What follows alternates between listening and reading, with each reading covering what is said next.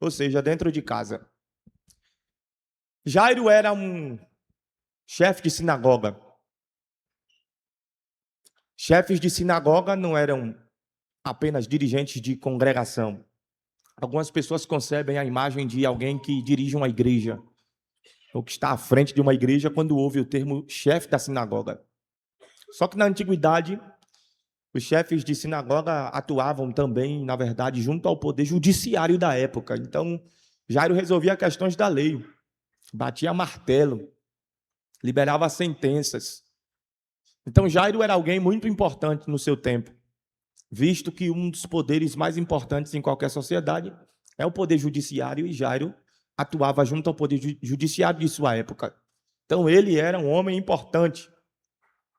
Era alguém que estava num patamar social muito diferente da maioria das pessoas. Então, trazendo isso para a nossa linguagem, para o nosso contexto, para as coisas que nós estamos acostumados, Jairo tinha um bom salário, Jairo tinha bom plano de saúde, Jairo tinha boas condições. E quando a filha dele adoece, eu acredito, evidentemente, que eles recorreram aos meios convencionais, aciona o plano de saúde, vai nesse hospital, vai naquele, procura esse profissional, procura aquele. E o quadro foi agravando-se, agravando-se, agravando-se, até que a menina ficou à beira da morte. Segundo o relato do evangelista Mateus, foi quando a menina estava à beira da morte que Jairo saiu de casa para ir procurar Jesus. Jairo encontra Jesus no meio de uma multidão, pregando. Jairo rompe a multidão, apesar de ser difícil romper a multidão para chegar perto de Cristo naquele tempo, porque ele fazia milagres e era muita gente doente, com todo tipo de doença, doenças físicas, doenças espirituais. Era gente enferma, era gente endemoniada, que os familiares dessas pessoas traziam para Cristo e tentava colocar essas pessoas diante de Cristo. Então era uma confusão chegar perto de Jesus. Eu fico pensando como foi que Jairo conseguiu tão rapidamente chegar em Cristo no centro da multidão. Porque é difícil se deslocar no meio de uma multidão, ainda mais com velocidade, né? Não existe, não dá para sair correndo no meio de uma multidão. Eu tenho para mim fertilidade da minha mente, tá? Que Jairo saiu dando carteirada em todo mundo. Abre passagem. Aí alguém não vendo quem era, diz, tá doido, eu cheguei primeiro, e quando vê é o juiz, sim, pode passar. Aí Jairo chega diante de Cristo. Mateus diz que ele lança-se sobre o chão, prostra-se aos pés do Senhor e ora, intercede pela sua filha. E Jairo diz a Jesus, a minha filha está doente, mas se o Senhor for lá em casa e colocar a mão nela, ela viverá. Aqui eu quero destacar que nós estamos diante de um pai que está intercedendo pela sua filha. Ele é importante na sociedade. Ele ocupa uma cadeira relevante, socialmente falando. Mas Jairo não traz para dentro de casa só o prestígio de ser um homem de valor lá fora. Jairo não traz para dentro de casa somente o dinheiro para pagar as contas ou o sustento para a mesa. Jairo é um pai que também intercede pela sua casa. Nós, os homens, precisamos recuperar o sacerdócio dentro dos nossos lares. A gente está vivendo uma cultura que nos induz a acharmos que a gente já fez tudo que tinha que fazer quando a gente paga as contas e bota a comida na mesa. Só que eu preciso lhes dizer que aqui a gente aprende que pagar a conta e colocar comida na mesa não é suficiente. Você precisa ser um sacerdote dentro da sua casa. Você precisa ser o intercessor da sua família. E o fato é que quando a gente olha lá para o livro do Gênesis, na criação, na queda da humanidade, quem começou com a perturbação foi Eva. E desculpe, minhas irmãs, mas está aqui registrado na Bíblia Sagrada. Quem começou a perturbação foi Eva. Ela pegou o fruto, engodada pela serpente, Irmão, era tão fácil acabar com aquilo. A serpente disse assim: se você comer do fruto, você vai ser igual a Deus. Foi assim ou não foi assim que a serpente disse? Se você comer do fruto, você vai ser igual? Eu perguntaria para a serpente: então por que tu não come?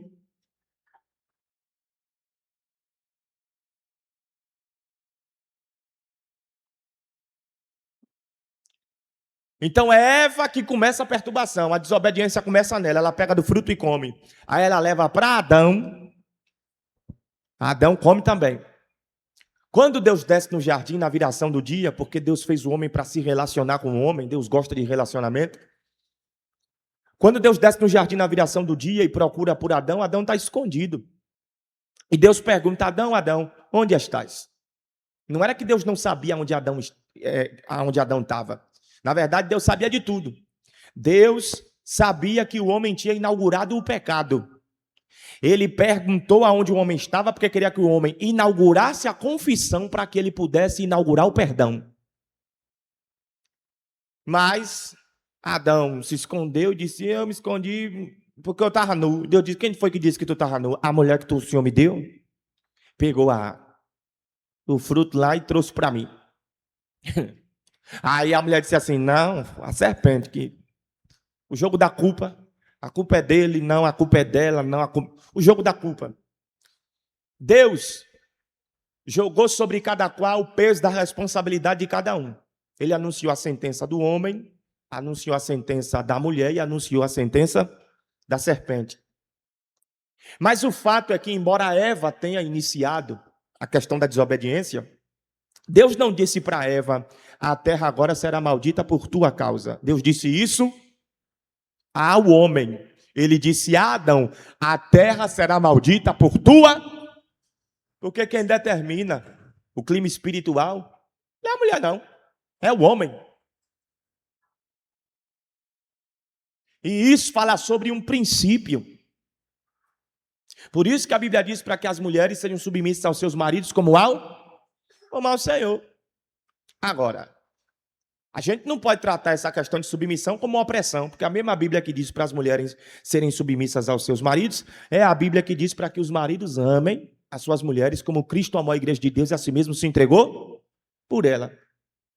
Então, enquanto a Bíblia pede da mulher submissão, a Bíblia pede ao homem que morra pela sua mulher, se for necessário. Porque foi assim que Cristo amou a igreja de Deus, entregando-se por ela.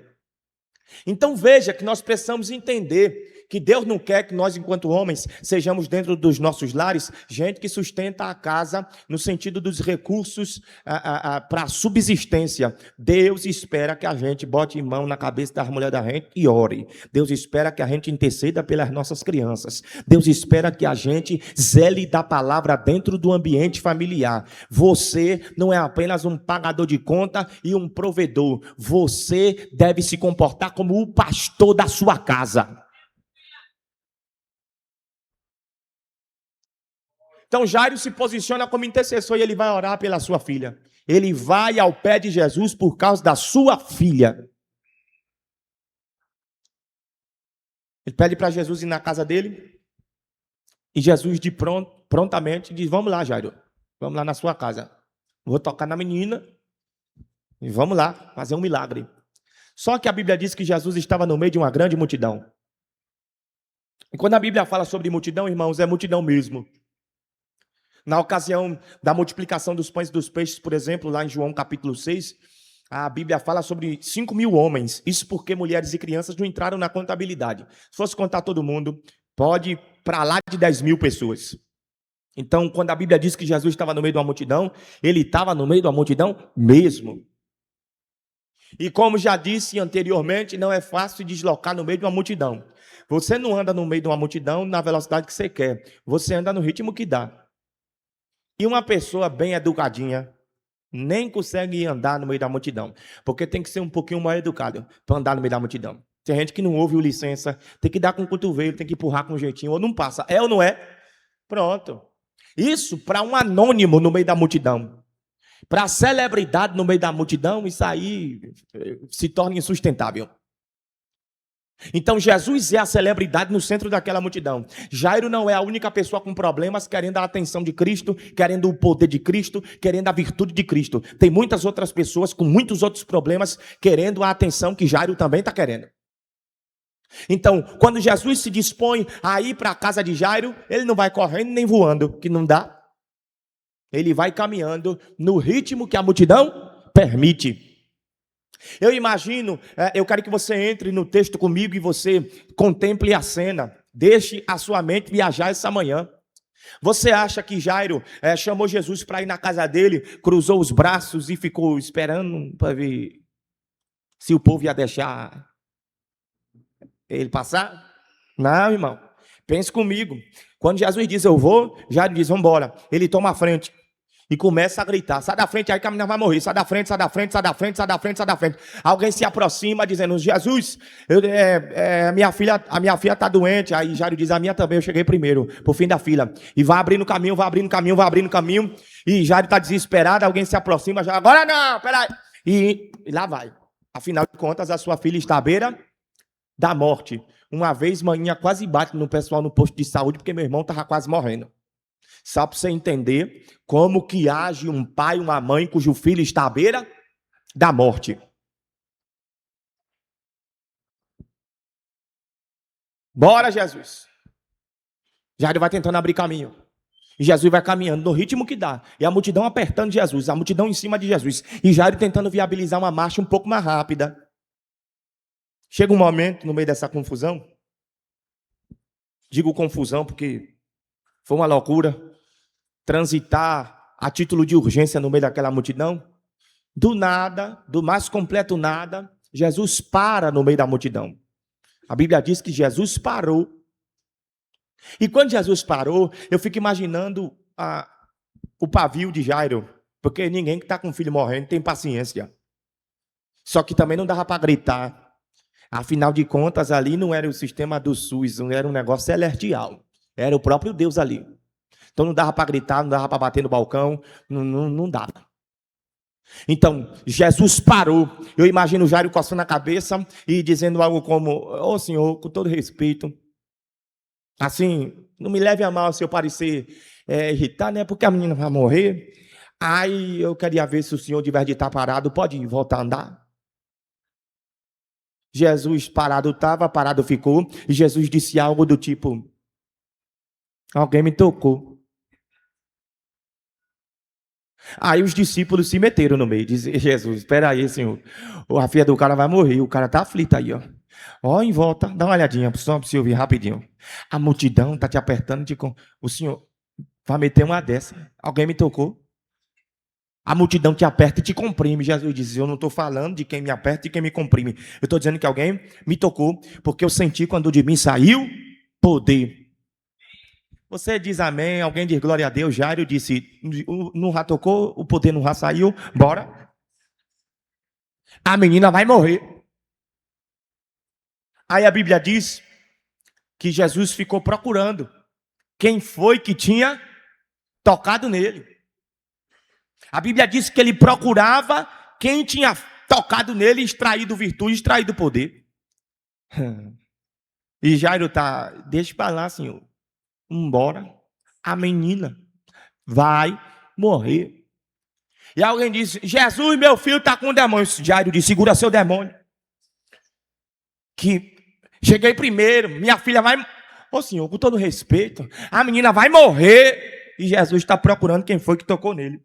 Aí daqui a pouco aparece, segundo o relato do evangelista Marcos, a mulher. Que chamava a mulher do fluxo de sangue. Quando essa mulher aparece, eu tenho para mim que alguém no meio da multidão xingou ela. Porque Jairo tinha acabado de chegar no pé de Jesus, então estava recém-convertido. Pode não ter xingado em voz alta, pode ter xingado para dentro. Alguma coisa do tipo. É o que eu imagino, porque a filha dele está à beira da morte. E Jesus parou por causa daquela mulher. Aí o evangelista Marcos nos dirá que a mulher contou para Jesus toda a verdade. Ô, irmão, essa palavra toda é complicado.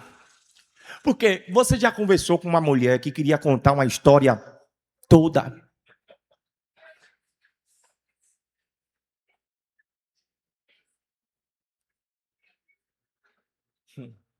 Eu tô achando bom que quem mais tá rindo é as mulheres. Tem uma que tá com os ombros aqui, assim.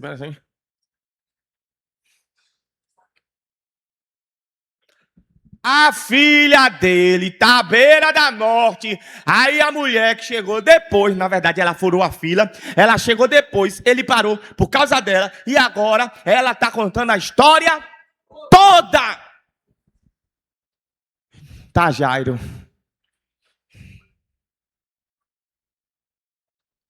Eu imagino o Jairo chegando no pé de Jesus em algum momento, no pé do ouvido de Jesus em algum momento, dizendo algo do tipo: pelo amor de Deus, meu Deus.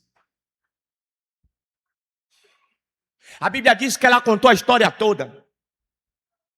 Aí, contada toda a história dela, Jesus diz algo para ela: filha, vai em paz, a tua fé te salvou.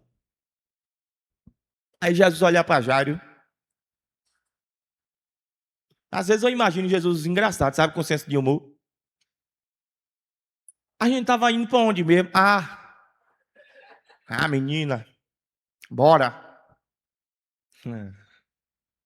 Bora. Por que Jesus faz isso? A menina à beira da morte, caso de urgência, não dá para esperar. Eu quero chamar a sua atenção para um fato. Nós estamos aqui nessa história diante de duas gerações. Quantas gerações? Duas. A mulher do fluxo de sangue representa a geração mais velha. A filha de Jairo representa a geração mais nova. Porque lá em Marcos, capítulo 5, versículo 42, a Bíblia revela que quando a filha de Jairo morreu, nessa ocasião ela adoeceu e morreu, ela tinha 12 anos de idade. Enquanto que a mulher do fluxo de sangue padecia com aquela enfermidade há 12 anos. Então, quando a geração mais nova estava chegando, a geração mais velha estava adoecendo. E eu quero que você preste a sua atenção a esse detalhe. Na antiguidade, as moças mais novas aprendiam com as mulheres mais velhas. Então, as mulheres mais velhas eram as referências das moças mais novas. E o fato é que eu quero que você entre nessa dimensão espiritual para compreender com profundidade aquilo que Deus traz para a gente como palavra da parte dele essa manhã. Não faria sentido Jesus levantar uma geração mais nova, sendo que a geração mais velha estava doente, estava sangrando, estava morrendo. E nós temos vivido um tempo em que as gerações têm se degladiado, as gerações têm uma ponta para outra. Você já deve ter visto isso. Os crentes mais velhos dizem que os crentes mais novos não são crentes. Os crentes mais novos dizem que os crentes mais velhos estão mais para legalistas, saudosistas, e fica uma briga sobre em que tempo a gente foi mais crente. Eu acho que antigamente. Em que tempo a gente foi melhor? Eu acho que é melhor agora. E fica uma guerra, e fica uma confusão, e fica uma perturbação. E ainda tem gente que no meio de toda essa conturbação fica tentando discernir de que lado Deus está. Não, eu acredito que Deus prefere a geração mais antiga. Não, eu acredito que o Senhor tem mais interesse na geração mais nova. Mas o fato, minha gente, é que Cristo não participa dessa briga. Cristo não participa dessa disputa. Cristo não participa dessa confusão. Você vai perceber que a caminho da casa de Jairo para ressuscitar a geração mais nova, antes Cristo vai curar a geração mais velha, porque Ele é o Cristo das duas gerações. Ele está interessado em curar a geração mais velha que sangra, e Ele quer devolver a vida para a geração mais nova que está morta. nós não deveríamos guerrear sobre quem é melhor ou sobre quem é pior. Deveríamos unir a nossa fé e clamarmos juntos por avivamento com lágrimas nos olhos, porque não tem ninguém bem. Os mais antigos sangram e os mais novos estão adoecidos, precisando de vida. Aplauda com vontade, glorificando a Deus.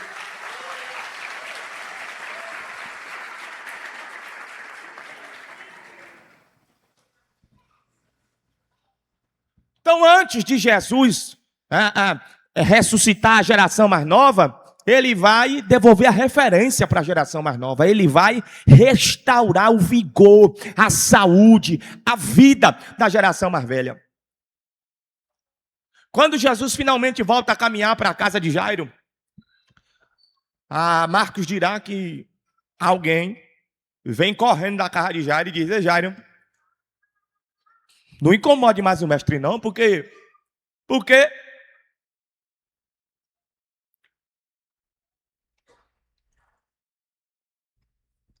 não me diga, morreu.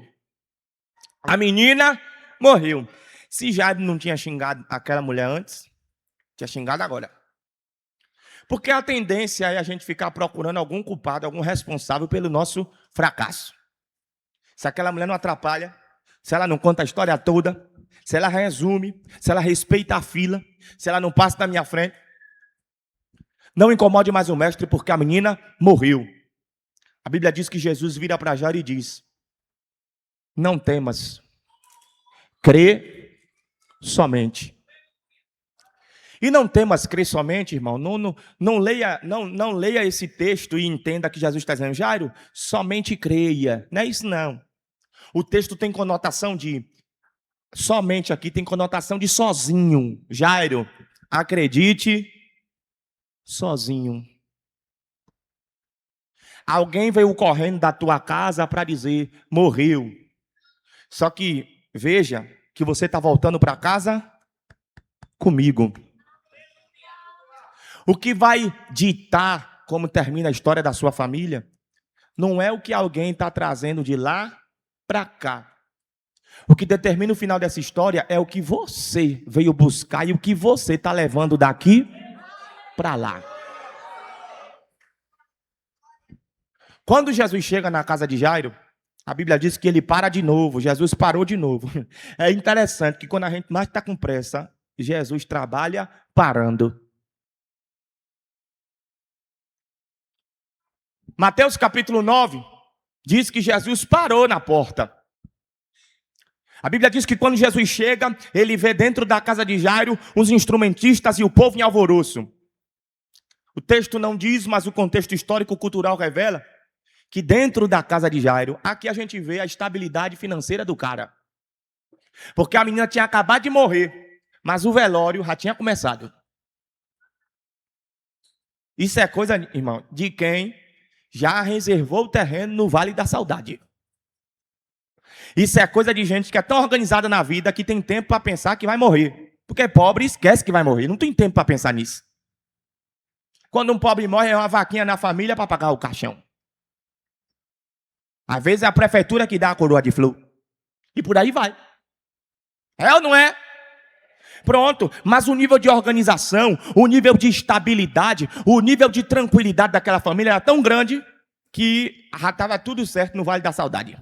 Morreu, começou. Tinha tocador, tinha instrumentista. Você não vai ver instrumentista em velório de pobre. Não vê não. Naquele tempo, não. Os velórios que eu fui, todos eles a salvos que foram na igreja, né? Que tem uma estrutura na igreja que se utiliza também, mas os velórios que eu fui, que era na casa das pessoas, não tinha instrumentista. O que tinha era café preto com pocazói. E gente perto do caixão dizendo: olha, menino, parece que está dormindo. E o outro dizendo: parece que vai levantar a qualquer instante, né? Né? O que? Um olhando para cada outro dizendo: a gente não é nada.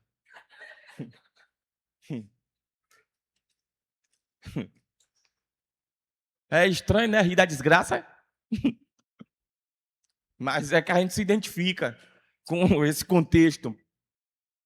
A Bíblia diz que Jesus viu dentro da casa dele instrumentistas. Tinha artista tocando no cortejo da menina, já no velório, perdão. E era da antiguidade o emprego. Tinha um emprego na antiguidade que girava em torno do mercado do luto. Mulheres trabalhavam nesse mercado, nesse ramo.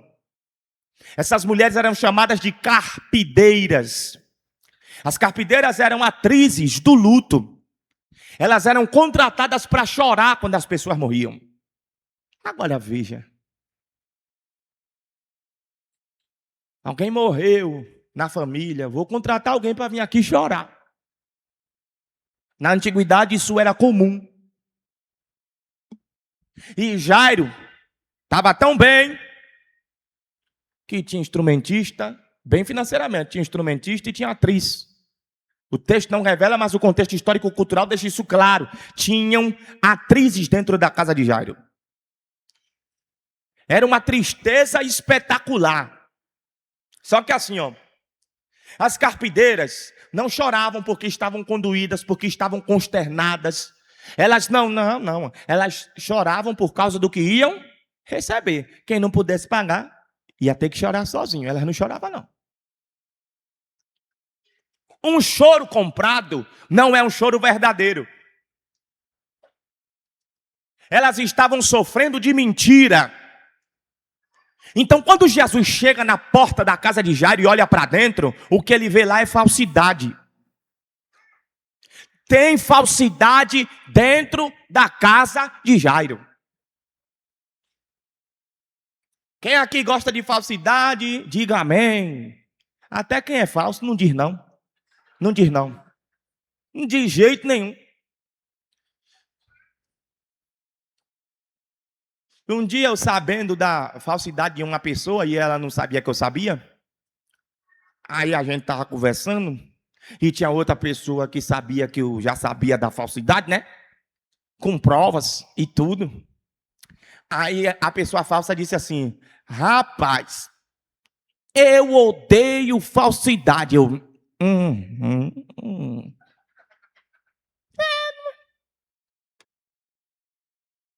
Aí Jesus, alguém nessa mesa vai me trair. Judas, misericórdia, quem será? Como pode, né, rapaz? Tinha falsidade dentro da casa de Jairo, sim ou não? Tinha. Agora, vamos parar de ficar reclamando da falsidade? Dentro desse contexto, não vamos reclamar. Por quê, Breno? Porque se elas só choram se alguém pagar, e elas estão dentro da casa de Jairo, é porque Jairo está...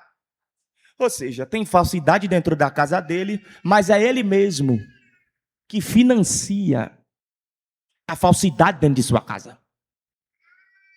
Jairo estava disposto a pagar pela permanência daquele povo dentro da casa dele. Só que a Bíblia diz que quando Jesus chega, ele para na porta e diz para os instrumentistas, para as carpideiras, ele diz para aquele povo todo: vaza. A porta da rua é a serventia da casa. Agora veja que coisa interessante. Jesus foi chamado na casa de Jairo para colocar alguém para fora? Ele foi chamado lá para tratar da menina. Só que o fato é que Cristo não é um instrumento na nossa mão, é o contrário. Nós é que somos instrumento na mão de Jesus. Não, irmãos, não tem como. Não pense que você vai fazer uma oração e Cristo vai fechar os olhos para tudo que ele precisa mexer e só vai fazer o que você pediu. Não é assim não. Dentro do processo do milagre, entre o pedido por uma interferência divina e a interferência divina acontecer, tem um caminho. Antes de Jesus mexer onde você quer, ele vai mexer em áreas que você não queria. Ele vai tocar em assuntos que você não queria que ele tocasse. Ele vai tratar de áreas que você não queria falar a respeito delas. Ele vai puxar gavetas que você não queria que ele abrisse. Ele vai trazer luz sobre algumas coisas que você gostaria de esconder. Eu preciso te falar que quando você pede algo a Deus, Deus não vai fazer só o que você pediu. Ele vai trabalhar na sua necessidade. E o fato é que Jairo chamou Jesus na sua casa para ressuscitar a sua filha. E Jesus chegou na casa de Jairo dando ordem. Por quê? Porque casa onde ele não governa, ele não opera. Casa onde ele não governa, ele não opera. Tem gente que quer ver a operação de Cristo, mas não aceita dele o governo. Eu vou repetir: casa que Cristo não governa, Cristo não opera. É por isso que Jairo quer ver Jesus operando sobre a sua filha, mas ele chega dando ordem, porque antes de ser o Deus que faz milagre na nossa vida, ele precisa ser o nosso Senhor, nosso Senhor.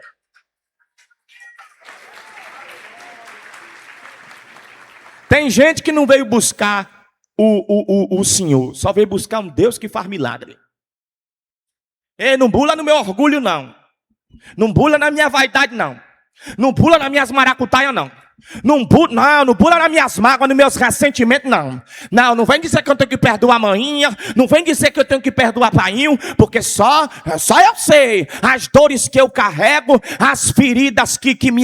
Só eu... Não vem, não. Eu vim buscar o Deus que faz milagre. Não venha querer dar uma de Senhor da minha vida, não. Tem gente que não confessa em alto e bom tom, mas é assim que o coração no silêncio se comporta.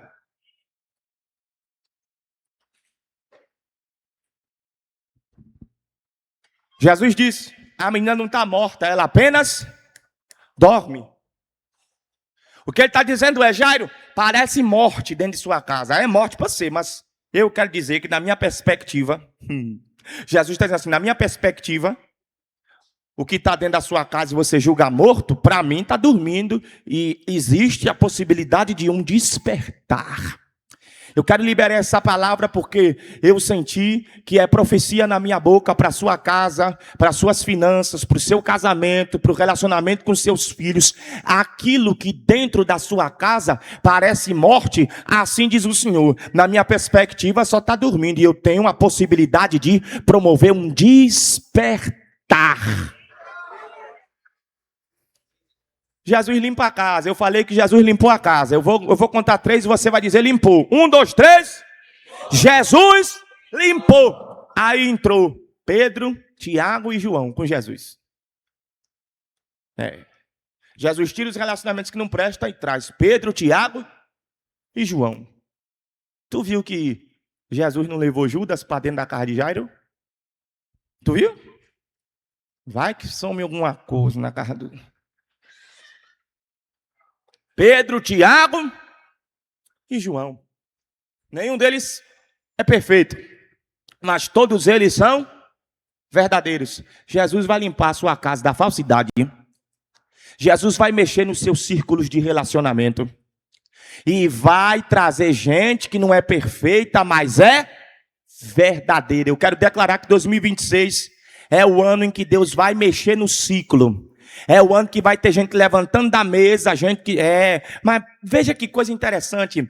Jesus colocou para fora gente que Jairo estava disposto a financiar a permanência. Gente, presta atenção. O texto bíblico diz que Jesus só entrou depois que o povo saiu. Jesus só entrou depois que o povo saiu. Saíram carpideiras, saíram instrumentistas e levaram com eles os seus instrumentos. Ou seja, Jesus só entrou depois que coisa e gente saiu. Enquanto certas coisas e certas pessoas não saíram, Jesus não entrou. Então vou te falar, não dá para negociar com Cristo. Ou ele governa, ou ele não opera. Tem gente que você está disposto a financiar a permanência, mas Jesus vai colocar para fora gente que você está disposto a pagar o preço para permanecer. Está começando a partir desta manhã. Eu profetizo no poder da palavra e declaro na autoridade do nome de Jesus. Vai ter gente que vai desaparecer da tua casa, vai desaparecer de dentro do teu carro, vai deixar de grudar em você no trabalho, vai deixar de grudar em você, vai ter gente que vai parar. E eu vou dizer, guarda essa mensagem,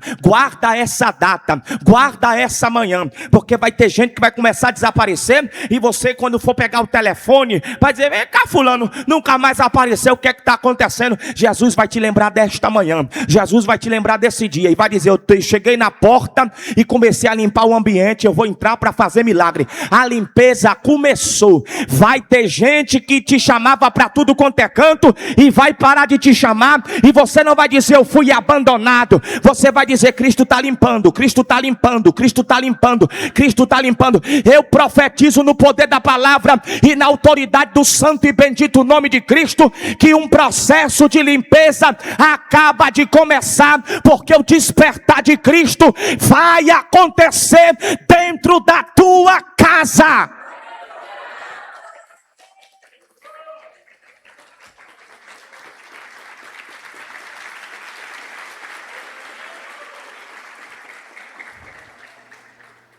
Eu mesmo, pastor Eli, parei.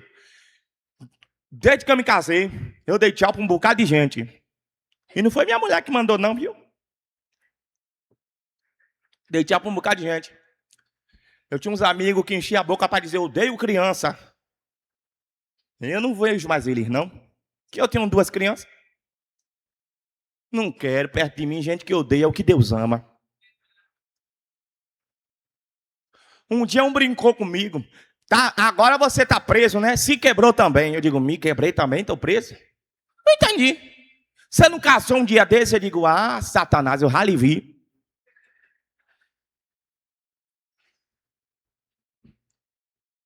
A limpeza, irmãos. A limpeza. Jesus traz para dentro do ambiente Pedro, Tiago e ele pega na mão da menina e diz, menina, a ti te digo, levanta. A Bíblia diz que ela sentou e começou a falar.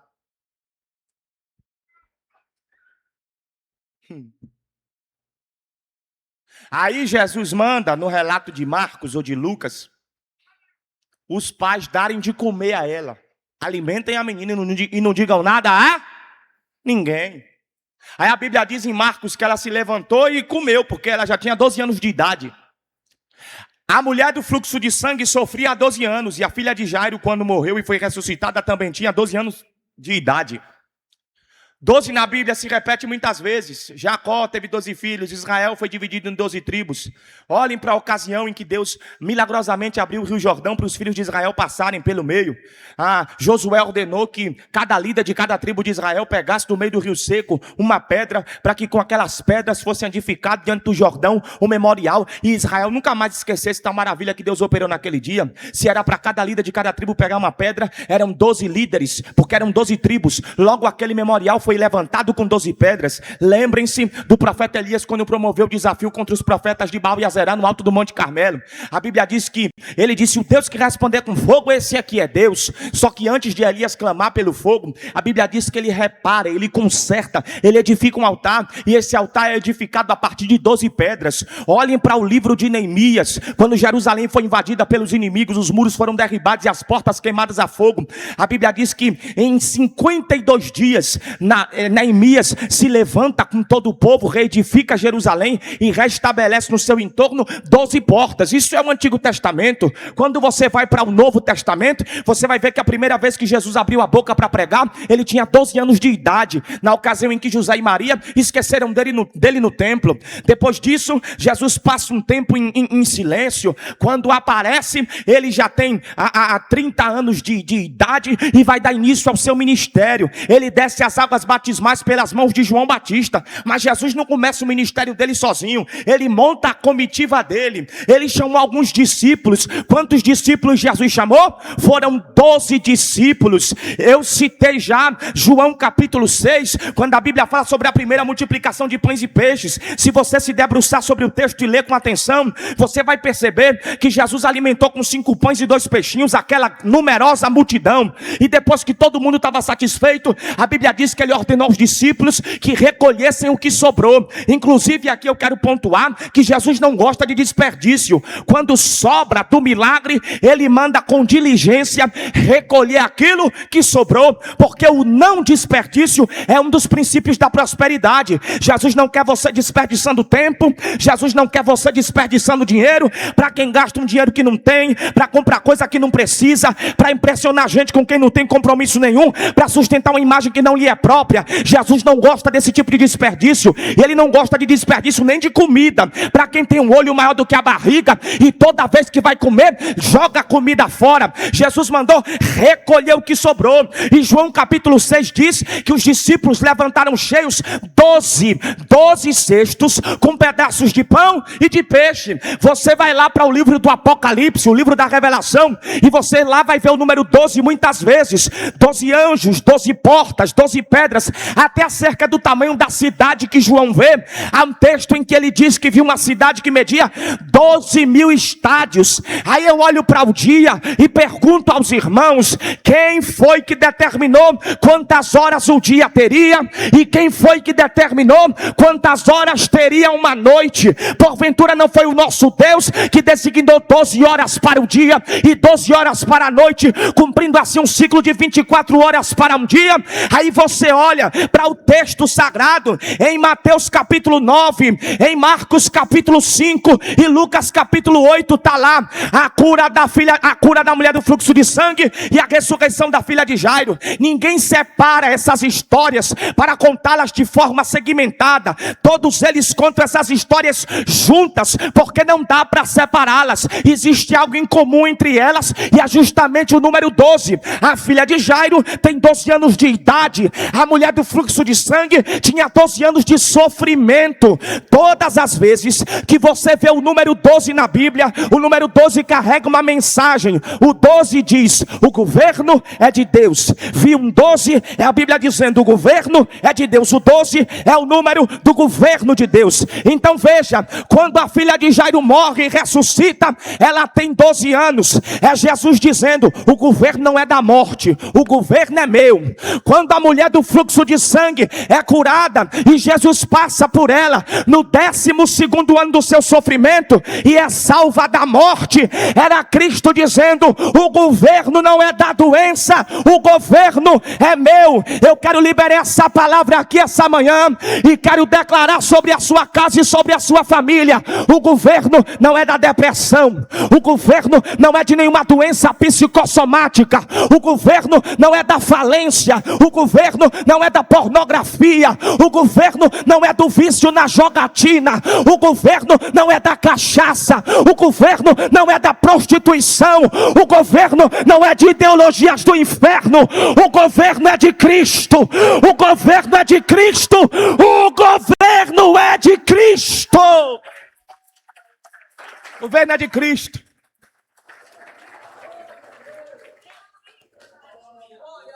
O governo é de Cristo. Tem um intercessor na casa que corre para o governante supremo. Por isso a casa não sucumbe. Agora eu vou ser mais rápido, né? Porque eu só estava em Jairo, eu esqueci que ainda tem a mulher a viúva de Naim e Lázaro. Agora não me preocupe não que eu vou ser rápido. 2 horas a gente acaba. Brincadeira. Veja que nessa primeira ressurreição que Cristo opera, o morto estava dentro de casa. Vem comigo, o morto estava dentro. Pronto. Isso fala, gente, sobre problemas da nossa casa que não saíram, mas estão dentro. Porque tem problema que ninguém sabe, mas ele está lá dentro. E a gente que está lá dentro sabe dele. Quem está fora sabe. Mas a gente, pronto. A menina está morta dentro de casa. Se está morta, não tem diálogo, não tem afeto, não tem honra, não tem oração, não tem presença emocional. E isso simboliza isso. A morte dentro de casa, o morto está dentro de casa. Não fala, não sente afeto, não honra, não ora, não tem envolvimento emocional. Todo mundo lá fora pensa que está tudo bem. Mas todo mundo na casa sabe, tem morte aqui dentro.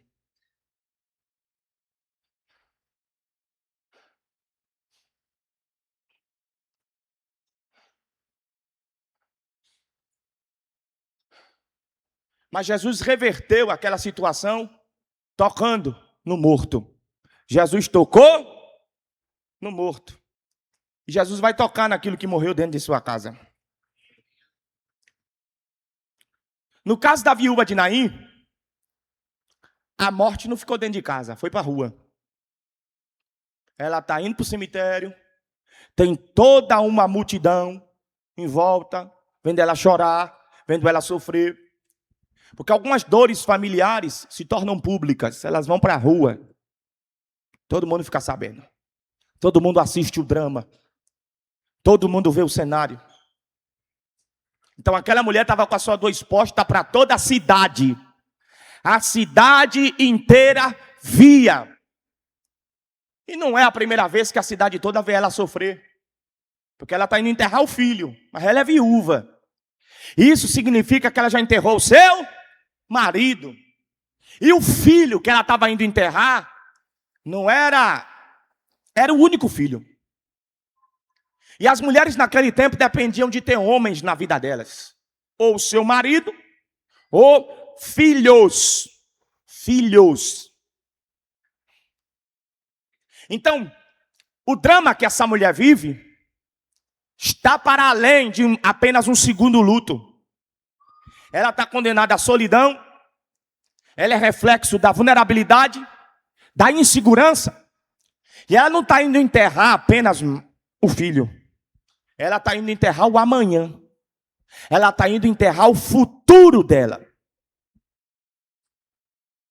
Agora veja, ela está tão esmagada pela dor, que você viu que Jairo foi um pai que correu para o pé de Jesus para poder orar. Mas ela não pediu nada a Jesus, não. Você viu ela pedir alguma coisa a Jesus? Abra a Bíblia em Lucas capítulo 7, comece a ler a partir do versículo 11, que você vai ver que essa mulher não pediu a Jesus nada.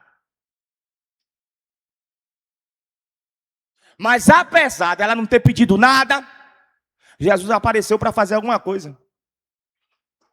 Porque Jesus vê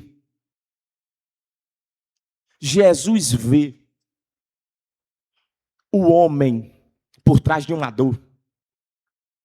Jesus vê a mulher por trás de uma dor. Jesus contempla a nossa humanidade enquanto as pessoas só enxergam os nossos problemas. O texto dirá que Cristo sentiu compaixão dela. Ele não sentiu compaixão do menino que estava no caixão.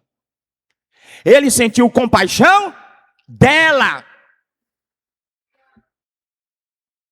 Porque era uma mulher tão esmagada pela dor que ela tinha perdido a capacidade de orar. Não é que ela não tem fé, ela não tem capacidade de reagir fazendo uso da sua fé. E eu preciso dizer para alguém aqui, é verdade que o justo viverá por fé. É verdade que sem fé é impossível agradar a Deus.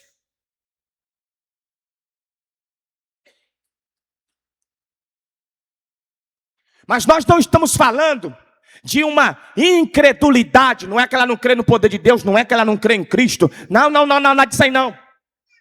Ela está tão esmagada pela dor que ela foi silenciada pelo que sentia. E eu preciso lembrar-lhes, meus irmãos, que embora a fé exerça um papel fundamental nas nossas vidas, quando Cristo, ou melhor, quando o Senhor Deus Todo-Poderoso foi criar todas as coisas, quando ele disse haja luz, não tinha ninguém lá para dizer amém, eu concordo, eu creio que há... Não. Ele não depende de fé para agir. E eu quero dizer nessa manhã para alguém que tem sido esmagado por dor, que na hora de orar não consegue orar, na hora de cantar não consegue cantar. Se tentar abrir o coração para o Senhor e falar o que está acontecendo, se desmancha de tanto chorar. Eu vim dizer para você que há momentos em que a misericórdia de Cristo vai agir antes que a sua fé seja capaz de reagir. Essa é a manhã, esse momento em que a misericórdia do Senhor vai agir antes que você seja capaz de reagir em fé. Porque mesmo quando você não tem força para orar, mesmo quando você não tem força para reagir em fé. O Jesus do céu contempla o cortejo, contempla o medo, contempla a insegurança, ele contempla a exposição, ele está vendo o que a cidade toda está vendo, ele sabe que a cidade toda está sabendo, enquanto uns especulam, enquanto outros falam, enquanto outros caçoam, enquanto outros fazem pouco caso, Jesus está chegando para parar.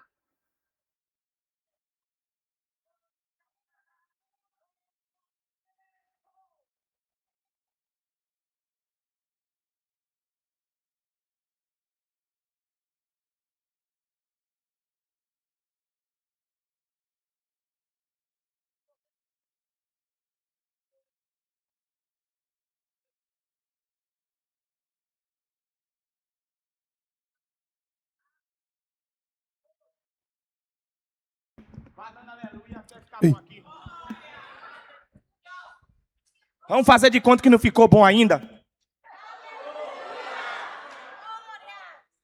Tem coisa na sua vida que vai parar hoje. Jesus parou o cortejo. E primeiro Jesus disse para ela, não chore. Como é que diz para uma mulher que perdeu seu único filho não chorar? Isso aqui não é brincadeira não, minha irmã. Quem está dizendo para a senhora não chorar, tem poder para ir na fonte do que te faz chorar e devolver vida. A Bíblia diz que Jesus tocou no caixão. E aquilo não podia, um judeu não podia tocar no caixão. Aquilo era considerado impuro. Mas quando Jesus toca num ambiente contaminado por morte, ele não é contaminado pela morte. A morte é tomada pela vida.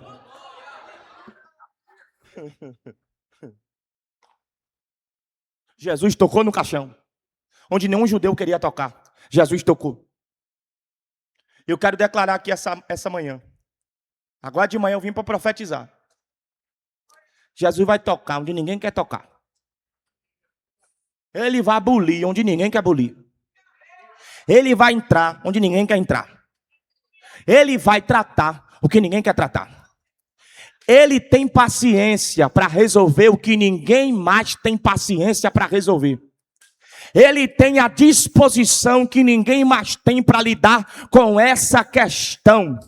Eu quero dizer que Jesus vai tocar, Jesus vai tratar, Jesus vai fazer, Jesus vai levantar, Jesus vai libertar, Jesus vai curar, Jesus vai fechar ciclo antigo, Jesus vai inaugurar ciclo novo, Jesus vai fazer, Jesus vai fazer, Jesus vai fazer, Jesus vai fazer. Ele é alvo da nossa fé e é alvo das nossas expectativas. Ele vai fazer, porque a Bíblia diz que Ele trabalha para aqueles que nele esperam.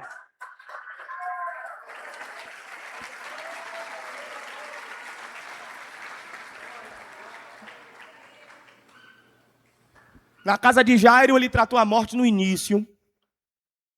Na viúva de Naim, ele tocou no esquife e disse, jovem, levanta. O menino levantou. E de todos se apoderou o temor do Senhor e glorificavam a Deus, dizendo, um grande profeta se levantou entre nós e Deus visitou o seu povo. No texto da viúva de Naim, Lucas capítulo 7, a morte avançou. Lá em Mateus 9, a morte começou.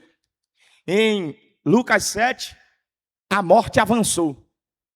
Agora, onde a gente encerra? No capítulo 11 do livro do Evangelho segundo João, a gente chega no pior nível. Porque anteriormente a morte estava dentro de casa, depois a morte estava no meio da rua.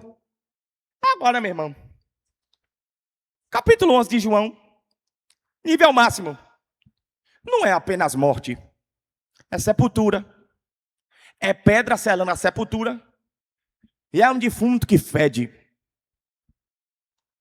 Nesse cenário, a morte foi aceita.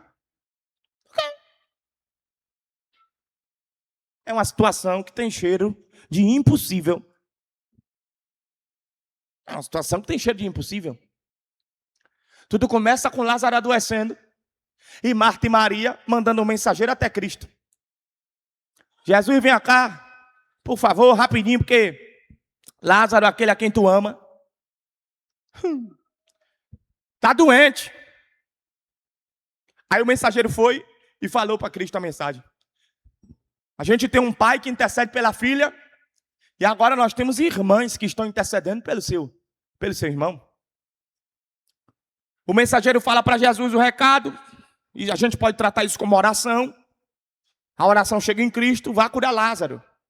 Jesus disse assim, essa enfermidade não é para a morte, mas para a glória. Se Jesus falar isso, você entende o quê? Não vai morrer, não é? Só que eu imagino Jesus dizendo alguma coisa mais ou menos assim, eu sou responsável pelo que eu digo, não pelo que você entende. Essa enfermidade não é para a morte, mas para a glória. O homem morreu. Aí lançaram o ditado, Deus escreve certo por linhas tortas. Aí eu fiz outro em cima desse. Deus escreve certo por linha certa. Torto é a gente que não entende nada.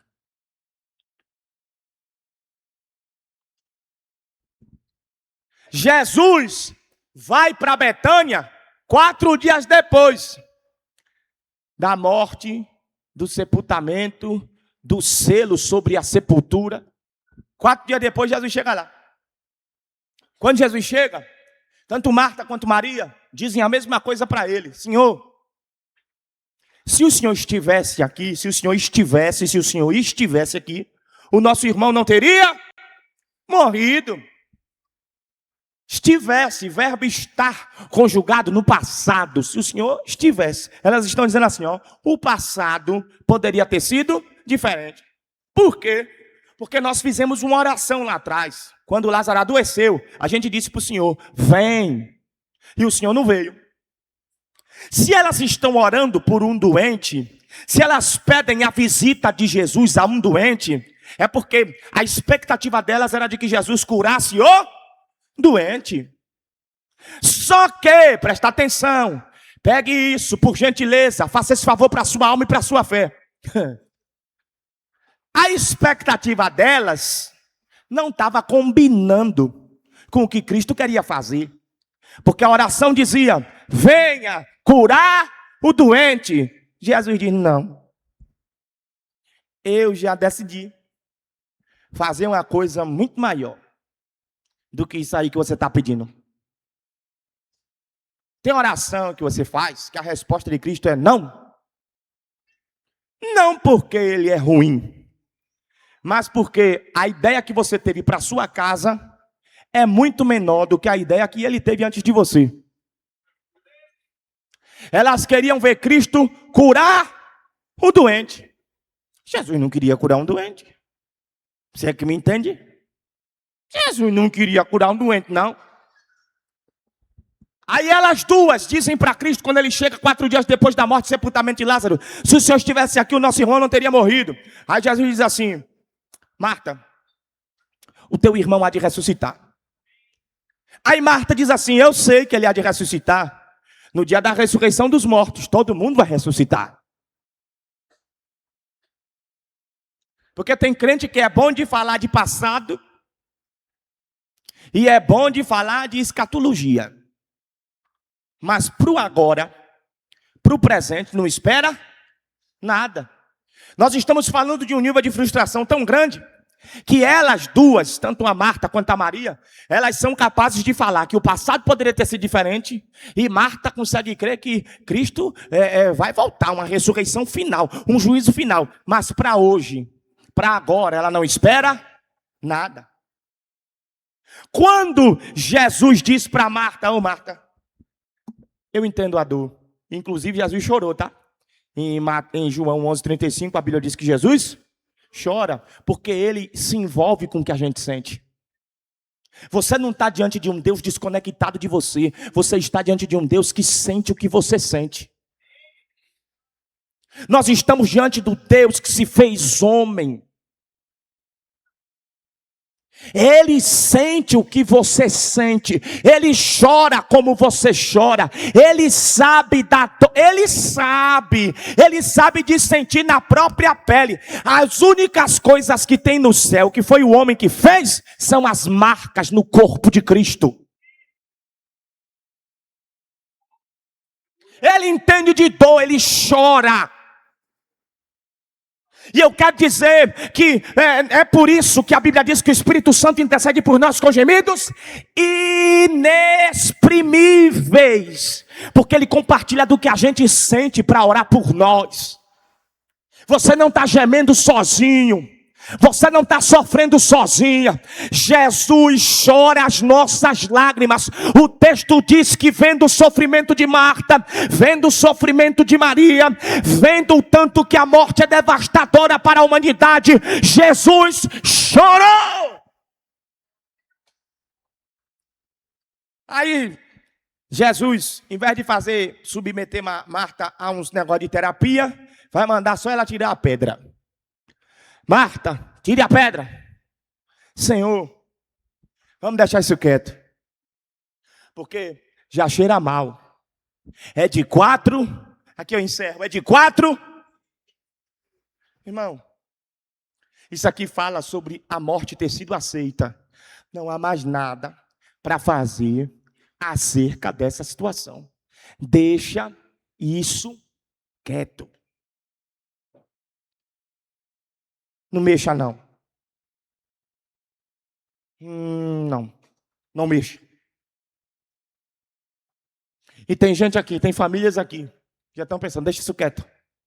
Não vamos conversar mais não para tentar arrumar esse casamento, deixa isso quieto. Não, deixa. Vamos aceitar que o final chegou. Não. Ou ele sai ou eu saio.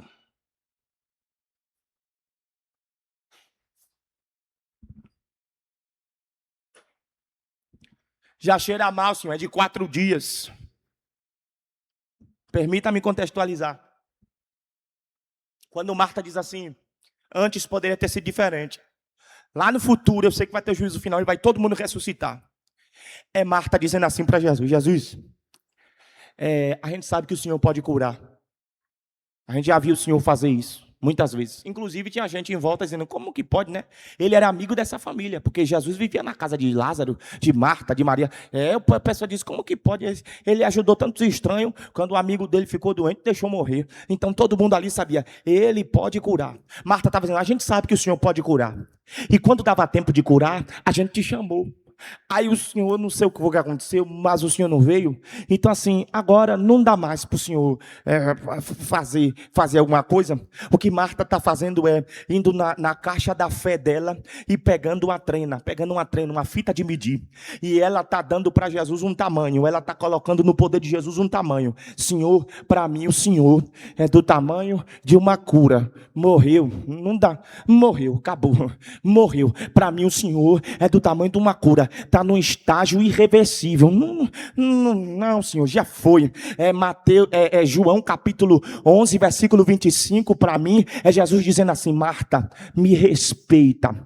Pega a tua fita de medir e joga fora. Porque eu não sou do tamanho que você me vê.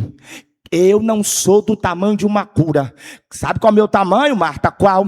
Eu sou a ressurreição e a vida. E aquele que crê em mim, ainda que esteja morto, viverá. Eu vim aqui para te explicar que eu não fiz o que você pediu, não é porque eu não te ouço. Eu não fiz o que você pediu, não é porque eu decidi te castigar, te espizinhar. Eu não fiz o que você pediu, porque enquanto vocês estavam desejosas por ver um doente se levantar do leito da sua enfermidade na casa de vocês, eu queria hoje colocar vocês diante dessa visão. Eu lembro do apóstolo Paulo dizendo na carta aos Efésios, ele é poderoso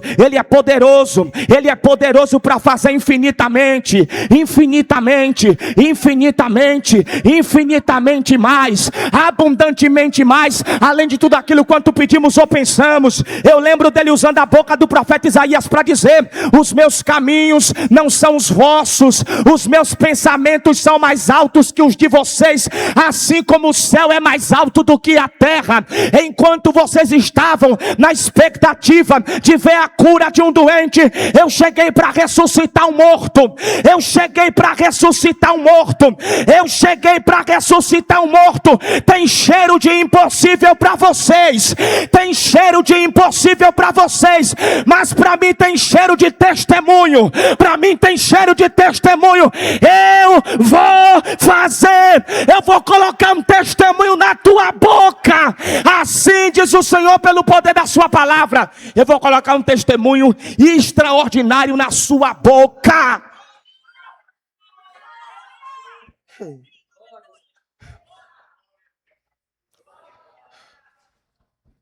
Para a gente orar, eu quero lhe pedir, pare de proteger o túmulo. Quando Jesus disse, tire a pedra, Marta disse, não.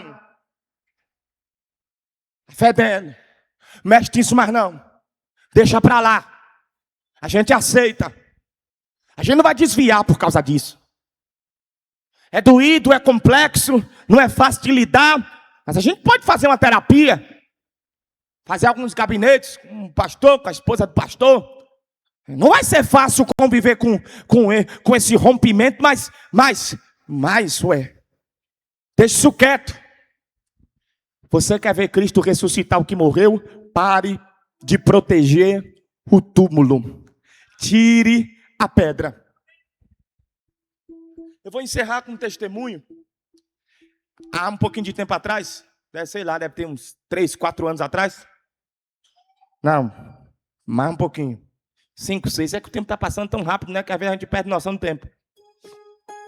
Eu estava desanimado, porque eu nunca mais tinha ido pregar em lugar nenhum. Deve ter uns 6, 7 anos, mais ou menos. Eu falei, eu estava equivocado. Deus não me chamou, ninguém aguenta me ouvir. Entrei numa crise assim existencial, ministerial, pastor. Aí eu estava chateado com Deus. Aí passou umas velhinhas lá na porta. Disse assim, Breno, bora pro monte orar. Aí eu disse, no meu quarto Jesus também ouve, vai vocês. Aí uma fez assim, de rebeldia, rapaz. É por isso que tá na prova. Rapaz, eu odiei aquela senhora, mas eu subi com ele. Bora. Aí passou um ônibus lá. Era novo aquele ônibus lá. Na região, um ônibus novo. Aí uma velhinha fez assim.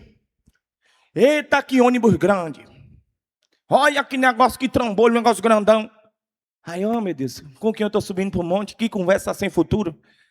Aí passou um avião no céu, a irmã olhou para cima e disse, grande é ali, ó. Aí uma fez assim, mas Breno que já viu de perto. Aí eu, minha irmã, tem tempo que eu não vejo. E parece que eu não vou ver mais, não. É o que, Breno? Eu disse, não, acho que já foi, Deus já cumpriu as promessas. Eu já entrei no avião mais vezes, já fui pregar nesse lugar, acho que já deu. Acabou. Tava com a crise assim, sabe? Acabou, irmã, acabou. Aí a irmã disse assim, rapaz, deixa de ser incrédulo. Que o que Deus tem para fazer na sua vida só está começando. Digo, não. Já vivido umas coisas difíceis que eu não posso contar aqui porque está gravando.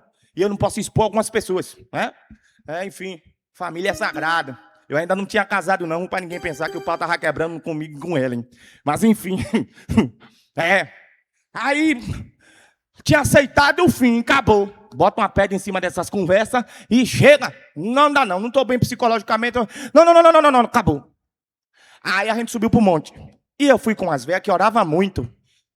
Ah, meu Deus. Deu 1 hora o pessoal orando, eu já tinha acabado minha oração, fazia tempo.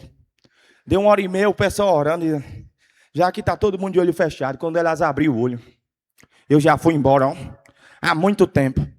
Quando eu pensei nisso, já tinha umas 2h30 que aquelas velhinhas estavam orando. Aí elas levantaram, digo, 5 minutos antes era para eu ter me mandado. Aí as irmãs cantando os hinos da harpa, tudo desentuado, com todo respeito, que digo ela, mas é uma verdade. Tava tudo, sabe? Com aquele hino que começa, aí outra diz, espera, com certo, não é assim que começa não, esquece. Aqui é isso aí. Pronto. Aí uma batendo no pé assim, eu olhando, batendo no pé. Não entendi o pé batendo, porque é para marcar o compasso, né? Mas ali estava tudo fora. Tava cantando o hino da harpa, aparecendo que tava cantando videira, batendo o pé no... Aí pronto.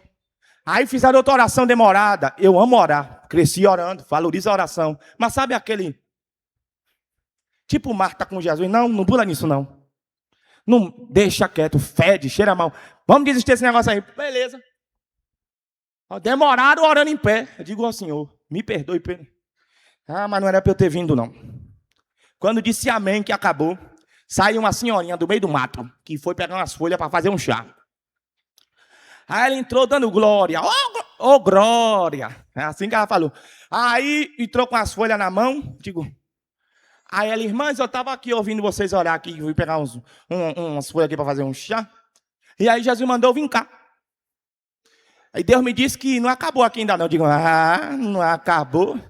Eu vou embora. Já estava com umas 3 horas que a gente estava em cima daquele monte. Eu querendo ir para casa desde antes da primeira hora. Aí ela disse assim, Deus mandou eu cantar um hino. Aí começou a cantar uma canção, que eu não sei se alguém aqui conhece. É da cantora Eliane Oliveira, que fala justamente sobre Marta e Maria, sobre o episódio da ressurreição de Lázaro. E tem um trecho da canção, e outra coisa, ela cantando bem feio. Desentoado, errando os trechos, e quando parecia que ia morrer, aí uma irmã lembrava um pedaço da letra e ressuscitava a música. Aí quando chegou nessa parte que a música diz assim, porém meu filho, tem um segredo para você ter a vitória. Remova a pedra da incredulidade agora, porque um milagre entre os seus vou operar. Aí começou assim, remove a pedra que eu curo, que eu salvo, que eu liberto, trabalho, dou vida. Aí tá bom. Aí essa senhorinha, que estava no meio do mato, não tinha nada a ver com o nosso bonde, que subiu, ela começou a se tremer, parecendo que estava tomando um choque. Se tremer todinha, aí veio e pegou na minha mão, disse, entra aqui no círculo, meu filho. As outras velhinhas, que viu murmurando o caminho todo, começaram a sorrir. Me subiu um nervoso. As velhinhas sorrindo. Aí uma falou assim, pega mesmo, Jeová. Ai.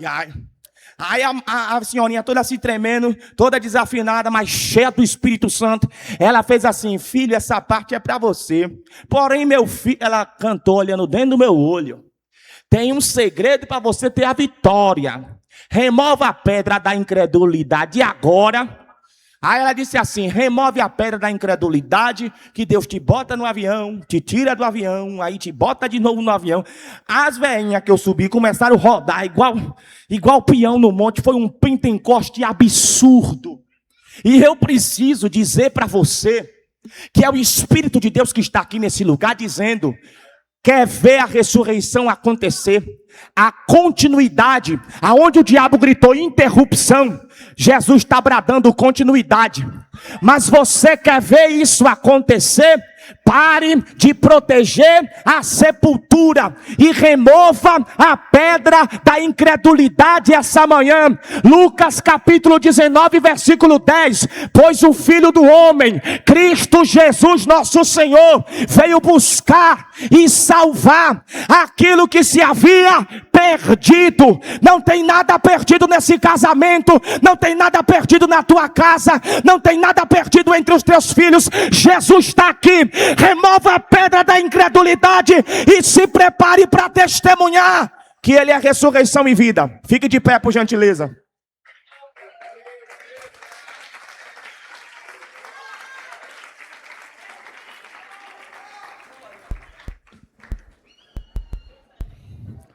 O tecladista consegue me auxiliar nessa oração por 2 minutos, por gentileza? Na casa de Jairo, Jesus tocou. Em Naim, Jesus interrompeu. E em Betânia, Jesus gritou: Lázaro, vem para fora. Em algumas casas, nessa manhã, Jesus vai tocar. Em outras casas, nessa manhã, Jesus vai interromper alguns cortejos. E em algumas casas, nessa manhã, Jesus vai gritar. Porque quanto mais impossível parece, mais forte a voz da ressurreição ecoa. Quanto mais impossível parece, mais forte a voz da ressurreição ecoa. Na filha de Jairo a morte começou, em Naim a morte avançou, em Betânia a morte foi aceita, mas Jesus venceu a morte dentro de todos esses ambientes. E eu quero declarar que não importa se tem morte dentro de casa, ou se ela já está no meio da rua, ou se um final já foi completamente decretado, Jesus está aqui. E eu quero te convidar a fazer exercício da sua fé e abrir a boca para orar. Eu sinto uma graça de Deus, e eu sinto a autoridade do Espírito que vem pelo poder da sua palavra. Eu sinto a presença do Senhor aqui nesse lugar. Aproveite essa atmosfera profética dentro da qual você está inserido, para abrir a boca e proclamar vida, para abrir a boca e proclamar vida. Proclame vida sobre o seu casamento, proclame vida sobre os seus filhos, proclame vida nos seus sentimentos, proclame vida, proclame vida, proclame vida nessa noite, nessa manhã, Senhor. A minha oração é para que a tua palavra venha impactar com grande força toda a tricotomia do nosso ser.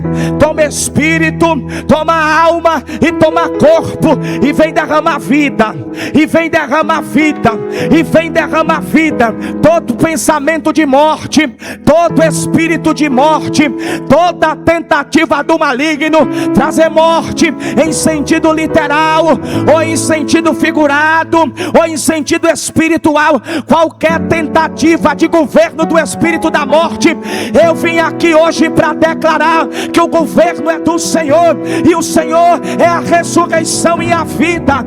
Aonde o diabo decretou acabou, eu declaro começou. Aonde o diabo gritou interrupção, o teu espírito está gritando continuidade, continuidade. Quebra toda a cadeia de morte nessa hora, quebra toda a cadeia de morte nessa hora, quebra toda a cadeia de morte nessa hora, quebra toda a cadeia de morte nessa hora, quebra toda a cadeia de morte nessa hora. Senhor, existem homens e mulheres do Senhor nesse lugar, tem muita oração em torno desse congresso da família, tem muito desejo por ver a manifestação do seu poder, e não é de agora que os corações alimentam grandes expectativas em ti para esse tempo. E eu louvo o teu nome, porque no Senhor as nossas expectativas não caem por terra, muito pelo contrário, elas são superadas no poder que tu tem de fazer infinita e abundantemente mais além de tudo aquilo quanto nós pedimos ou nós pensamos. Eu quero declarar que assim como aconteceu na casa de Jairo, assim como aconteceu no cortejo do filho da viúva de Naim, assim como aconteceu com Lázaro, o velório, o luto vai se converter em festa, pelo poder que há no teu nome, pela autoridade que há na tua palavra. Eu declaro desse jeito, e eu te peço, dá ordem aos seus anjos a nosso respeito, para guerrearem as guerras espirituais em torno das nossas famílias nesta manhã. Eu declaro: perdeu Satanás, perdeu o espírito de morte. É o Senhor quem te ordena: sai, a porta da rua é a serventia da casa, bata em retirada agora. Cristo se apresenta diante de demônios que tentam matar, Cristo se apresenta diante da própria morte, dizendo: eu sou a ressurreição e a vida, eu sou a ressurreição e a vida. Ressuscita a saúde, ressuscita sonhos, ressuscita projetos, ressuscita casamentos, ressuscita filhos que estão mortos no pecado, ressuscita maridos, ressuscita esposas, ressuscita pais, ressuscita mães, restaura alianças, restabelece laços, liga de novo os vínculos que foram quebrados. Senhor, o Senhor é a ressurreição e a vida, e nós proclamamos sobre essa cidade, sobre essa igreja, sobre as famílias desse lugar, nós proclamamos ressurreição e vida, ressurreição e vida,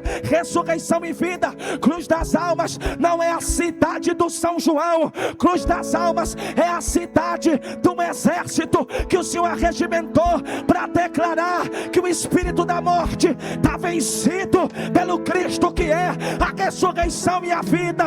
A ressurreição e a vida. A batalha espiritual. A batalha espiritual sobre esse lugar. A batalha espiritual sobre esse lugar. Amachuria Kamaieser. Agaragara choremando e façaio. Quando Daniel começou a orar, desde o primeiro dia, desde o primeiro momento, Deus mandou a resposta. Mas Deus mandou um anjo mensageiro. Aí a Bíblia diz que um principado do inferno colocou-se no caminho e não deixou o anjo mensageiro passar. Breno, como que pode um demônio segurar um anjo? É que o anjo era mensageiro, o céu é organizado. O céu é organizado, o anjo era mensageiro. Ele só levava mensagem. Então houve resistência nos ares para que a mensagem que Deus mandou para Daniel não chegasse até ele. Um principado não deixou o anjo mensageiro passar. Mas Daniel continuou orando. Daniel continuou orando. Daniel continuou orando. E aqui eu entendo a dinâmica de quando Cristo fala: o reino dos céus é tomado à força, e somente aqueles que se esforçam vão se apoderar dele. O cansaço vai dizer chega de orar. A fadiga vai dizer chega por hoje, já deu. Mas o espírito está pronto. A carne é fraca, mas o espírito está pronto. E a gente não veio aqui para dar vazão à fraqueza da carne. A gente veio aqui para guerrear com força no mundo espiritual. A resistência estabelecida no mundo espiritual. E Daniel seguiu orando. A resposta da primeira igreja batista em Cruz das Almas, a resistência do inferno, vai ser a persistência na oração. A resposta dessa igreja, a resistência do inferno, vai ser a persistência na oração. Daniel perseverando e o anjo mensageiro preso no caminho, o caminho travado, mas Deus respondeu a perseverança. Deus respondeu a perseverança. Deus respondeu a perseverança. Os dias são de corrupção, e isso já fora previsto pelas escrituras. Por isso Jesus disse: por se multiplicar a iniquidade, o amor de muitos se esfriará. Mas ele também disse: aquele que perseverar até o fim, esse será salvo. Deus responde perseverança. Deus responde perseverança. Deus coroa a espera com vitória. O demônio segurando o anjo mensageiro e Daniel perseverando. Eu te peço que segure a mão desse crente do seu lado. Segura a mão desse crente do seu lado. A gente vai fazer uma corrente de fé agora, e a gente vai guerrear na autoridade do nome de Jesus. Isso, feche esse corredor e agarra na mão desse crente do seu lado. O Espírito de Deus me comunica nessa manhã que tem gente sendo afetada com grande peso pela fadiga, pelo cansaço. Você está tentando segurar sua mente aqui e a sua mente está viajando para outro lugar, mas esse lugar agora se torna um pavilhão de Jeová, onde ele vem trazer revestimento de batalha para a nossa vida. Vai recebendo sobre a sua cabeça o capacete da salvação agora. Vai sendo revestido pelo Espírito do alto da cabeça até a planta dos pés. Você vai reunir o restinho de força que você tem para essa manhã, e você vai abrir a sua boca para declarar vida sobre a sua família, vida sobre a sua casa. O governo não é do TDAH, o governo não é do Barnal, o governo não é de nenhuma doença de ordem psicossomática ou de ordem espiritual. Faça esforço. À medida em que a igreja se esforça para orar, o Espírito Santo intercede por ela com gemidos inexprimíveis. Tem resistência de demônio no mundo espiritual, mas aqui embaixo tem Daniéis que perseveram na oração, e tem o Espírito Santo que intercede intercede por nós com gemidos inexprimíveis. Daniel perseverou e Deus mandou reforço, e Deus mandou reforço, e Deus mandou reforço, e Deus mandou reforço. Deus mandou anjos que não levavam mensagem. Deus mandou anjos que usavam espada, para abrir caminho para o anjo da mensagem chegar em Daniel. Eu declaro agora, no poder da palavra e na autoridade do nome de Jesus, o Senhor acabou de liberar reforço. O caminho que estava fechado, Ele está abrindo. O que estava travado, Ele está destravando. No mundo espiritual, todo bloqueio está sendo arrebentado pelo poder de Deus. O Senhor dará ordem aos seus anjos ao teu respeito. Ah, Senhor, nós glorificamos o teu nome e desde agora tomamos posse do testemunho para nossa casa que o Senhor está liberando no mundo espiritual e que vai impactar o mundo natural. Nós veremos a frutificação da tua palavra e testemunharemos a vida e a ressurreição que tu és na nossa vida, na nossa casa. Aleluia, aleluia. Ressuscita, ressuscita, ressuscita. Recebe vida, recebe vida, recebe vida em todas as áreas da sua vida, em todas as áreas da sua casa. Recebe vida, recebe vida, recebe vida. É sobre a saúde. Tem doença que está desaparecendo agora. Recebe vida, recebe vida. Ele cura no corpo, Ele cura na mente, Ele cura na alma, Ele cura no coração. Recebe vida. Ele toca no sangue, Ele toca nos ossos, Ele toca em veias, Ele toca em artérias, Ele toca em rins, Ele toca em útero. Ele faz da estéril mãe de filhos. Ele faz caroços desaparecerem agora. Ele faz transfusão de sangue. Ele mata células cancerígenas. Ele vai na hereditariedade e Ele regenera, Ele restaura, Ele quebra padrão. Recebe vida na tua saúde, recebe vida nas tuas finanças, recebe vida na tua mente, recebe vida no teu coração, recebe vida para os teus filhos, recebe vida para o teu casamento, recebe vida, recebe vida. O ladrão vem senão a matar, roubar e destruir, mas assim diz o Senhor Jesus: eu vim para que vocês tenham vida e para que tenham em abundância, em abundância. Ele está entrando nas casas, Ele está agindo no meio da cidade e Ele está tirando, Ele está chamando Lázaro para fora. Receba a vida. Dá um abraço nesse crente do seu lado e diga para ele: receba a vida, receba a vida, receba a vida. Tem alguém entre nós que está afastado, que está distanciado dos caminhos do Senhor e entende que precisa se entregar a Jesus hoje? Me escuta.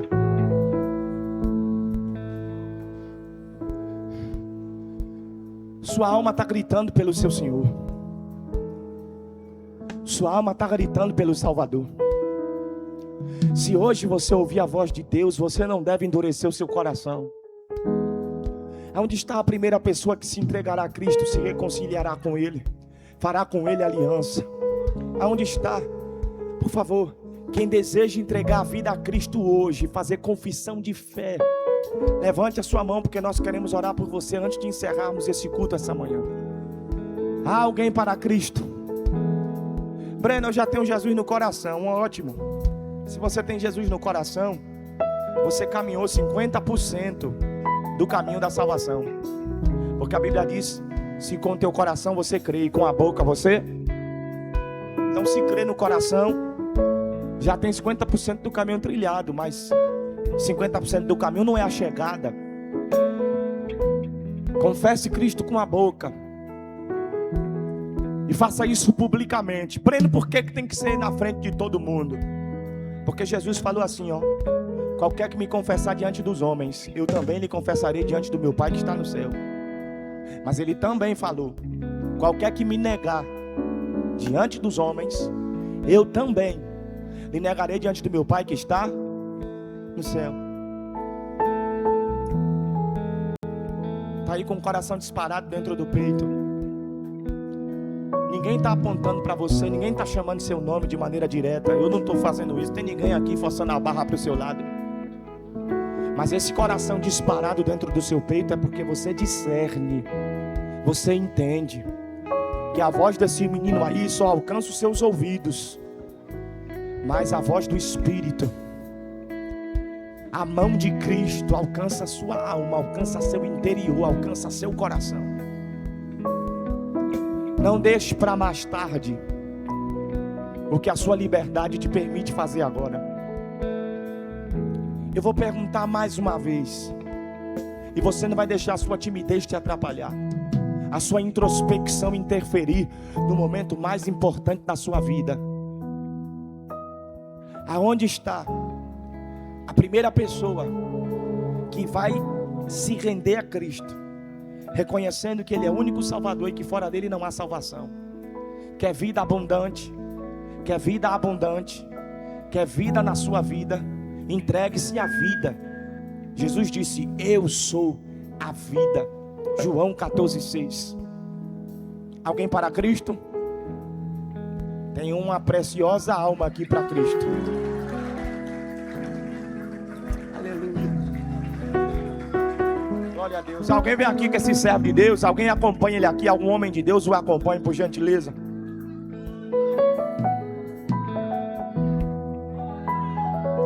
Onde está a segunda vida para Cristo? Eu só falei para levantar a mão e ele já está aqui. Como é que é o nome? Gabriel. Aleluia. Aonde está a segunda vida para Cristo? Você estava com medo de ser o único? Gabriel já é fechamento contigo. Vem. Aonde está a segunda vida para Cristo?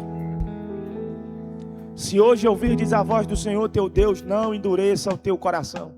Aonde está a segunda vida para Cristo? Aonde está a segunda vida para Cristo?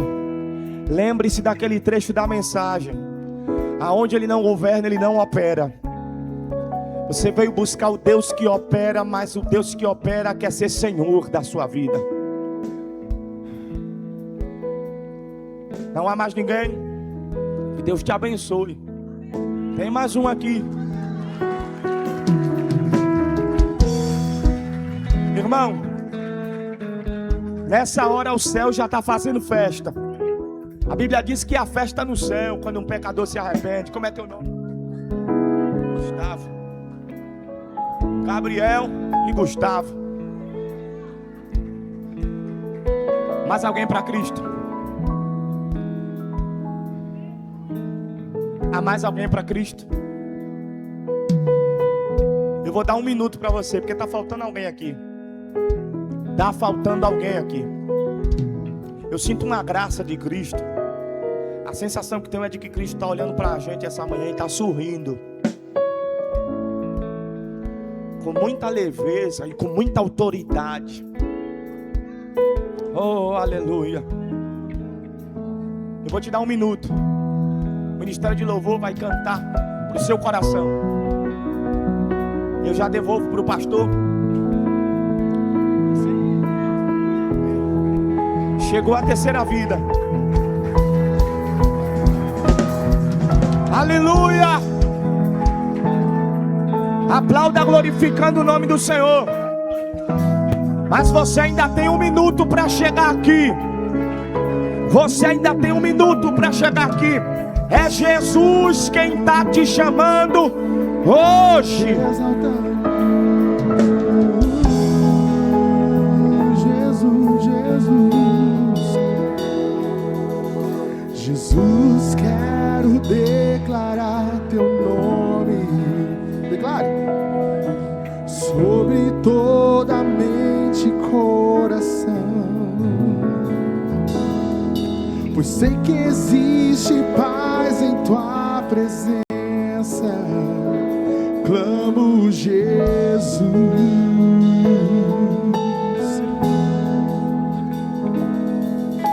Jesus, quero declarar teu nome, quebrando os vícios desta geração. Declaro que há esperança e liberdade. Clamo Jesus.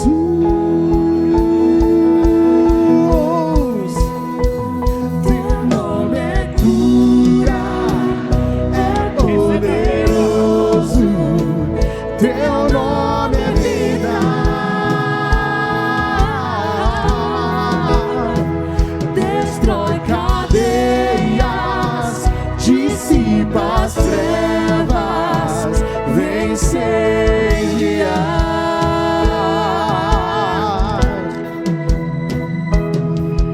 Jesus, quero declarar teu nome sobre toda alma em depressão. Ansiedade e medo, saio agora. Clamo Jesus.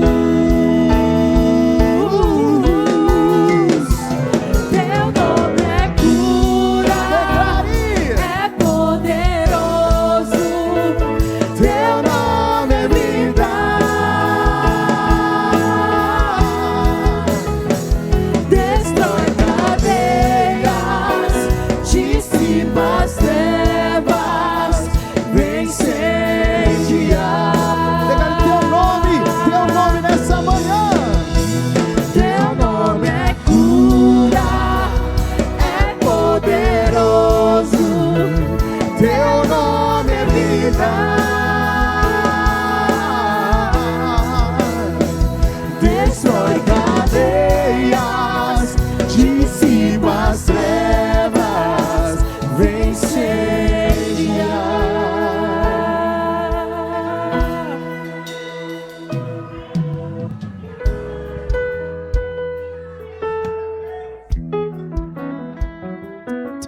Amém, queridos.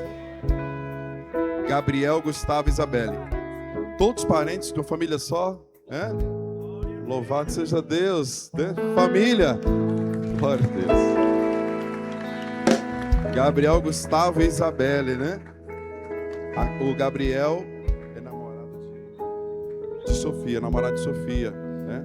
Futuro genro de Simeia, né, Simeia? É? Amém? Em nome de Jesus. Eles vão falar uníssono, tá? Diga assim: Senhor Jesus, nós te recebemos como único e suficiente Salvador da nossa vida. Escreve o meu nome no livro da vida. Eu renuncio todas as alianças feitas no passado e aliancio a minha vida com o sangue precioso de Jesus Cristo. Amém? Estenda as mãos para cá em nome de Jesus. Vamos orar por eles. Pai, em nome de Jesus, como igreja, nós nos alegramos, Senhor. Nos alegramos porque a tua palavra diz que os céus estão em festa agora, Pai. O melhor, ó Deus amado, desse congresso, Senhor amado, já aconteceu. Ó Deus, porque essas vidas, Senhor, são preciosas, preciosíssimas para o Senhor. O Senhor diz na tua palavra que uma alma, meu Deus, vale mais do que o mundo inteiro. Pai, aqui está, Senhor amado, Gabriel, teu filho, hoje filho do Senhor. Está aqui, Senhor, Gustavo, filho do Senhor. Está aqui, Senhor, Isabelle, filha do Senhor, Pai. E como igreja, Deus, nós concordamos com a confissão deles. Como igreja, Deus, nós abençoamos. Como igreja, nós abençoamos com toda sorte de bênção em Cristo Jesus. Queremos declarar, Senhor, nulo nulo, cancelados todas as alianças e pactos do passado. Ó Deus amado, um novo tempo estabelecido hoje. Eles nasceram hoje. Declaramos sobre esta família um novo tempo, um novo ciclo. Algo poderoso do Senhor começa a acontecer hoje sobre esta casa, sobre essa parentela. A mão do Senhor chegou, porque o Senhor ama, o Senhor tem um propósito mais elevado, Pai. Em nome de Jesus, Senhor, firma os passos.